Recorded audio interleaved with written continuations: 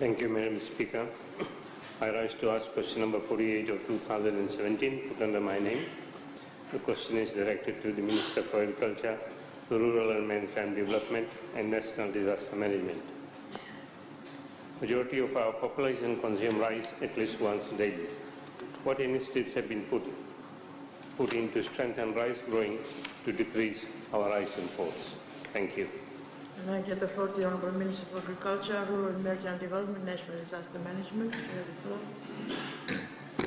Thank you, Madam Speaker. Madam Speaker, I thank the Honourable Dr. Brijal for the question this morning on rice initiatives. Madam Speaker, again, I wish to acknowledge the effort undertaken by all stakeholders, farmers particularly, and raw rice that does the processing, and of course our partners who have assisted us in terms of technical expertise, and of course the Ministry for Agriculture as well, for those that are in the field, for the positive turnaround shown in the rice sector, Madam Speaker. Let me begin by the rice import levels as raised in the question. Madam Speaker, I'll give a few figures. Just from 2013, we imported about 38,000 tons of 38,900 tons of rice, and that is worth about 39 million Fiji dollars, Madam Speaker. In 2014, we had a slight drop in rice import level, Madam Speaker, 38.3 tons compared to the 38.3 thousand tons as compared to the 38.9 thousand tons in 2013, with an import level value of about $38 million, Madam Speaker. 2015, the volume dropped significantly to about 25,000 tons, a drop of almost 13,000 tons of rice, and the import value is about 27 million. So in terms of value, Madam Speaker, dropping from 38 million to 27 million. That shows and confirms the positive trend and the positive turnaround as a result of the various interventions in the rice industry. And again, we are indeed thankful to all the stakeholders, the farmers particularly. Let me begin, Madam Speaker, by the initiatives undertaken by the Ministry for Public Enterprise. As I've mentioned earlier, raw rice is very much critical in the value chain because they process the paddy that the farmers produce. Madam Speaker, when the price has to be attractive to the farmers, although we are still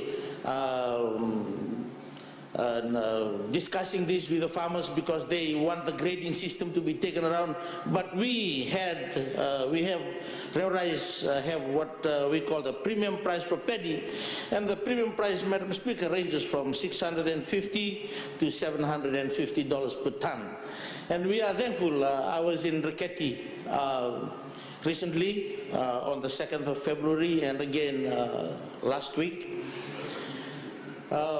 Most farmers are now adjusting, and of course they are meeting the requirements, particularly because grading is essential because we're dealing with food and that needs to be processed so that we can have the best quality. So that price, Madam Speaker, when you compare it to the other rice producing countries, particularly in the Asia Pacific, Fiji's price for paddy is amongst the highest in the region, Madam Speaker. So that price is very attractive to the farmers, and as a result, farmers want to plant more so that they can have more in terms of their incomes as well, Madam Speaker. Subsidized farm machineries. Madam Speaker, for the rice farmers, the average is about $28 per hour for machineries, whether it be the harvester, whether it be the tractor, whether it be the swamp dozer. It's $28 per hour, and that is, in terms of production costs, it really assists the farmers in reducing their costs. Free transportation of paddy. Madam Speaker, Reo Rice does go around and collect rice, paddy from Buniuto, from Korokandi, from Lubulubu, from Bunivau, and all the rice producing areas. I'll be concentrating my response this morning to Bonolevu because that's the main rice scheme now, although machinery has been distributed to most parts of Fiji as well, particularly the Central Division, and of course the intermediate zones in the Western Division, Madam Speaker. Farmers enjoy this free transportation. Instant payment system, Madam Speaker. Reo Rice, we all know the history of Reo Rice. It was struggling in terms of their cash flow, but with the new management and the new board, it has made that positive turnaround as well. So farmers are paid instantly, and that is a big incentive for the farmers. As soon as they have rice away, with the rice moisture, correct moisture content, they are paid immediately. We have also installed new electrical dryers. I've talked about the grading system. We have purchased 4 dryers because the rice mill in Madam Speaker that is in Riketi, it's a 1970 technology, and it has served its time. We're talking about dryers that are fueled by kerosene. So that has been replaced, Madam Speaker, and that has assisted the farmers in terms of getting the moisture content to the right level before they're given the $750 per ton. Madam Speaker, a few weeks ago I was in Wonolewu to do the groundbreaking ceremony for the new mill. I've talked about the old mill, and again, we are thankful to government that we are investing now in the new mill. So we just need more rice so that more can be processed and help the cash flow for Reo Rice as well. And of course the extended operating hours, weather patterns has changed, and rice needs to get immediately to the silos, otherwise most of them will germinate, and that is why Reo Rice has also extended operating hours. And Madam Speaker, Reo Rice opens until midnight, operates until 2200 hours, so that it can facilitate, because of the distance as well, the rice that's coming from the farmers. And of course they have now leased the land as well, because that's their core business and they need more paddy. They have also considered having their own farm, which is a good initiative. From government, Madam Speaker, very quickly, some of the initiatives from government. One, FAO helped us under the country programming framework with the training of trainers in 2014. And if you go around Fiji today, you will see rice trial plots. Maybe for those that travel through the King's Road, you would see one near Corvo Town as you approach Corvo Town on the left last year. That was because for all those that were trained under the training of the trainers funded by FAO, it was mandatory for them to come up with trials in their respective zones and of course start convincing farmers to produce rice, particularly in the main rice season as well. We had the assistance of China, Madam Speaker, and of course we are into the second stage of that. That included a 12 million package where we had a lot of rice machinery, and I will not go into the details. Mechanization is critical. Labor shortage is one of the critical issues that we face in Fiji now, not only in rice but in sugar as well. Children are getting educated, they are leaving the rice, the farms. So we need to get in machinery, and we have distributed machinery all over the rice growing regions. Madam Speaker, for those in Wonolewu, we also give them free water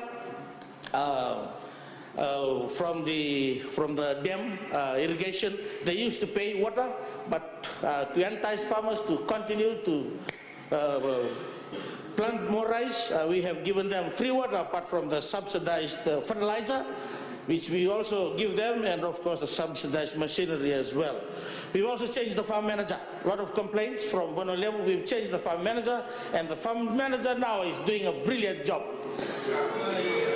And we have also taken an integrated approach, Madam Speaker. Before, the rice research is done in Cornevia, and all the research officers are in Cornevia. But we have made a change, we have shifted them. There is a research officer based in Raketi now, and they are there with the extension officers, so the transfer of knowledge and technology is given to the farmers immediately. And that has worked very well most recently. We have also continued to train our farmers abroad. And again, not only our farmers, yes, we do send farmers to Indonesia for those that are doing well. And of course, for our staff as well, we keep sending them to China particularly, and Thailand, and all the other rice growing regions. Madam Speaker, those are some of the initiatives. As I've said, positive, our imports have started to drop, and that saving of $14 million, Madam Speaker, is definitely going into the pocket of most of our farmers. So that's a very good indication for Fiji. Yeah, thank you. Honourable Biman Prasad. Thank you, Madam Speaker. I want to thank the Honourable Minister. I know he is very passionate and he's done a lot of work, and I acknowledge that. Quick question, and I declare my interest. My brother is a farmer in Raketi, so. But this is about the price, the three categories of price that the Minister talked. The question is, the three categories have different moisture deduction. But what they end up doing is putting all those categories into the same silo, and what the farmers are saying, they just need one price and one standard moisture deduction. And I've raised this with the Minister, so I just wanted to put this question to him, whether he is still considering reviewing that price grading system and having one grade, because everything ends up in one silo. And so the farmers are saying that because of the three categories, they're actually losing out. Thank you, Madam Speaker. Honourable Minister. Madam Speaker, that decision does not is not taken by the Minister for Agriculture. It's taken by the board. Madam Speaker, rice pricing is it's a decision, a business decision by the board of Real Rice. But simply, Madam Speaker, it's just about quality, because when there is no grading system, farmers unfortunately are not giving us high quality paddy, and most of it comes with other debris as well. But again, we continue to discuss this. Every meeting, the president of the Real Rice, the Farmers Association, Mr. Parasnath, he keeps, but it's between the board of Real Rice Limited and the farmers, and for agriculture, we just provide the technical assistance to support both entities. Thank you. Honourable Level. Madam Speaker, I'd like to thank the Honourable Minister regarding rice and how it has improved in the country.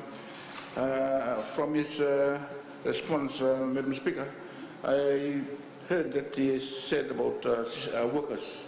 There are a lack of workers in the rice industry. And the question is, why not use the seasonal workers who will be sent overseas to come and work in the rice farm? Because at the end of the day, it's value added. They will learn something and go back to their own respective villages and start the rice planting as well. Thank you. Honourable Minister. Madam Speaker, when they go abroad, they are paid about $20 to $30 an hour. Therefore, farmers cannot afford, and even for government to subsidize, it's beyond us, Madam Speaker. But we wish to encourage particularly the youths, and we need a lot of replacement farmers. Huge opportunities in the rice industry. It's good money, Madam Speaker. And rather than be used only as labor, we want them to be replacement farmers, be involved, and take the initiative. Thank you, Madam Speaker. Leader of Opposition. Speaker, I thank the Minister for his response. Rice farmer. My question is on Grace Road. Madam Speaker, I declare my interest. We have a very small farm in Burpasanga, and its income goes to a scholarship for the children of Rewa. My question to the Honourable Minister is, what difference is Grace Road making in terms of the decrease in rice imports? Thank you, Madam Speaker. What difference is Grace Road making, Grace Road rice farms, making in terms of the decrease in rice imports? Honourable Minister. Thank you, Madam Speaker. Again, Grace Road, based in Nabua, is a key stakeholder. They are producing rice as well. Few of the major contributions by Grace Road is one. Yesterday I've talked about Fiji being the organic capital of the world. And Grace Road is doing organic rice, and they do their own organic fertilizer. And we, our technical team, are working very closely with Grace Road so that we can access the technology that they have, and of course give it to our farmers as well so that they can reduce production costs. Grace Road, they bring their own technical expertise. We work with Grace Road. Even before the arrival of the machinery from China, Madam Speaker, few of Grace Road machineries were given to the Ministry of Agriculture through this cooperation that we have. And we are thankful to Grace Road, Madam Speaker, because they are also establishing what they call farmer schools, and they will be putting up structures very soon. We have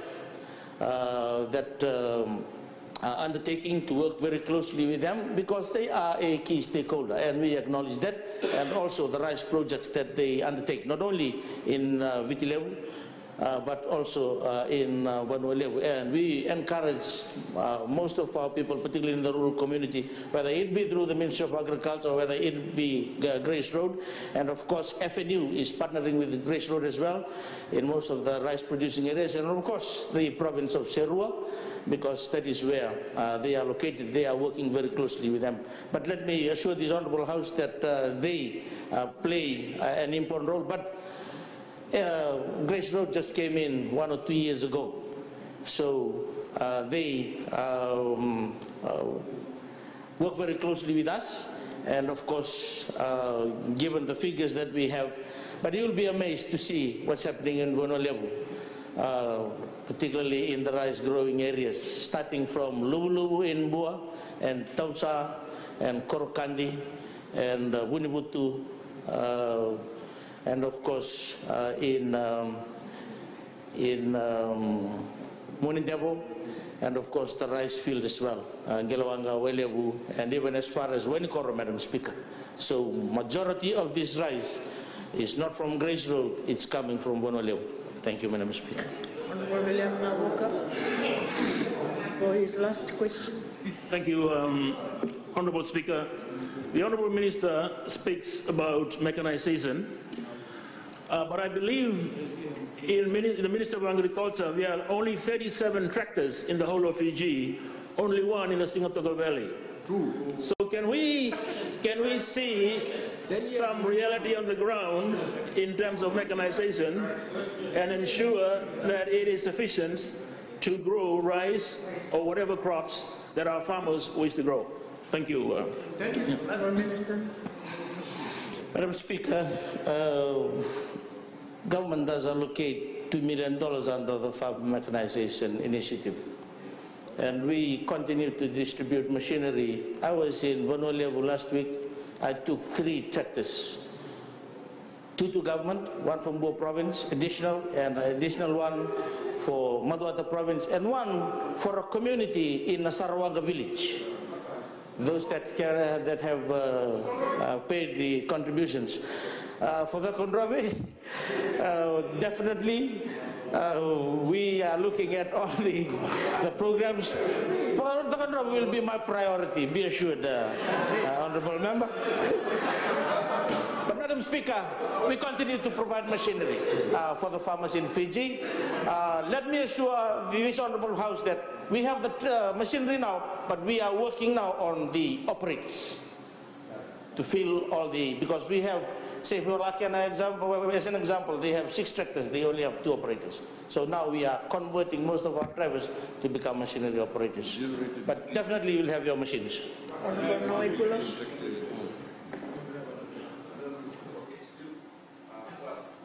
Madam Speaker, 10 years. 10 years and the rice industry has been dead, stagnant. Just like the sugar industry, they killed it. So what assurance do we have that these new initiatives will make a change? Madam Speaker, change does not happen overnight, but it's happening, and it will continue to happen, Madam Speaker. Thank you.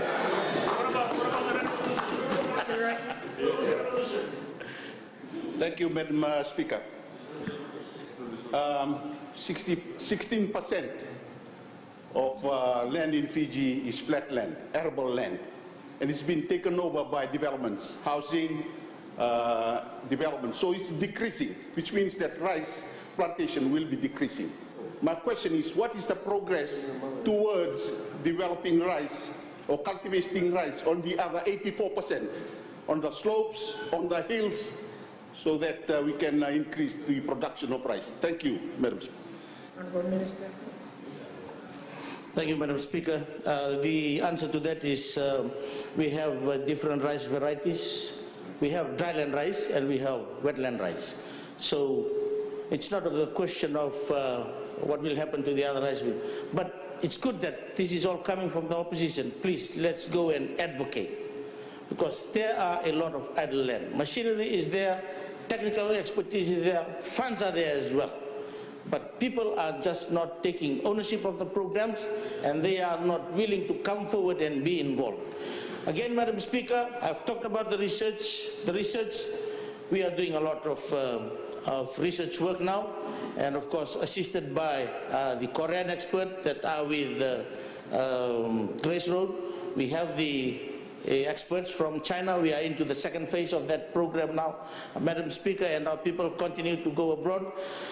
And with the new husbandry practices, Madam Speaker, it's not only about moving into new areas, because it's about maximizing production. And even now, Madam Speaker, again, thankful to the farmers who have adapted to the new technology, the same field that used to give us 2 tons are even hitting 6 tons now. So that is good news for us, rather than utilizing all other land which can be used for other purposes. It's about good research and of course maximizing production with the new rice varieties for dry land particularly. Thank you.